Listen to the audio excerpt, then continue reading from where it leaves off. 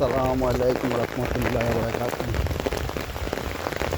বুদ্ধি হওয়ার পর থেকে বাংলাদেশের মধ্যে শুধু 1971 সালে দেশ স্বাধীনতা, 1971 সালে স্বাধীনতা, শুধু রাজাকার স্বাধীনতা নিয়ে সংসদে দেশনেত্রী শেখ হাসিনা 70 বছর এইভাবে করেছে। এখন বিএনপি আইএসদের 71 স্বাধীনতা, 1971 সালের স্বাধীনতা আর রাজাকার এই দুইটা শব্দ, কিন্তু দেশে কীভাবে উন্নতি করবো, দেশে কীভাবে সংস্থা করবো ওই চিন্তা মারত না তাদের। লুডে কীভাবে খাইবো, মাগি কীভাবে খাইবো ওই চিন্তা, আর প্রতিহিংসা রাজনীতি। কিন্তু আমরা প্রতিহিংসা আজকে যদি আমলিক যা করছে, বিএনপি তা করে, আর জমাতে যদি আমলি করে তা করে, তাহলে তাদের মধ্যে আমাদের মধ্যে পার্থক্য। এই জিনিসটা আমরা বাঙালি বুঝি না। প্রতিহিংসা রাজনীতি ছেড়ে দিয়ে মা বুঝতে দিয়ে সবাই রাজনীতি করলে দেশে একটা দল অন্যায় করছে, আরেকটা দল যদি অন্যায় করে, তার মধ্যে আমার মধ্যে পার্থক্য কী?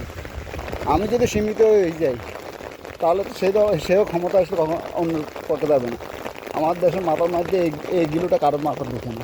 শুধু আমরা আছে 1971 লাগে দেশ স্বাধীন করছে, মুক্তিযুদ্ধ করছে, কিন্তু মুক্তিযুদ্ধে কয়জন আর রাজাকারের বাচ্চা কয়জন আছে কোন দলে, এটা বেগম শেখ হাসিনা বাইর করে দিয়েছে। ঠিক আছে, তারপরে আমরা শুধু গেউ গেউ করে জমা টুপি আর ধাঁড়ি দেখলেন গা চুলকায়, কিন্তু টুপি আর ধাঁড়িওয়ালারা কোনো দেশ থেকে পলায় না, আর দেশদ্রোহী করে না। দেশদ্রোহী যদি করতে জনগণে দেখতো, কিন্তু আমরা কিছু নিজস্ব স্বার্থের জন্য রাজনীতি করি, কিন্তু স্বার্থ ছাড়া আমরা রাজনীতি করি না। যদি স্বার্থ ছাড়া রাজনীতি থাকতো, দেশে যদি রাজনীতি করে যদি ইনকাম না থাকতো, তাহলে একটা লোক রাজনীতি করতো না। এই যে ইউরোপ কান্ট্রি, তারপর তারেক রহমান সাহেব তো 17 বছর ছিল লন্ডনে। ওই লন্ডন তো একটা গণতন্ত্র রাষ্ট্র, তাহলে বিশ্বের মধ্যে শুধু গণতন্ত্র বাংলাদেশ, আর কোনো দেশে নেই। ইন্ডিয়ান, পাকিস্তান, নেদারল্যান্ড, সব গণতন্ত্র রাষ্ট্র, আমাদের দেশে আলাদা না গণতন্ত্র রাষ্ট্র।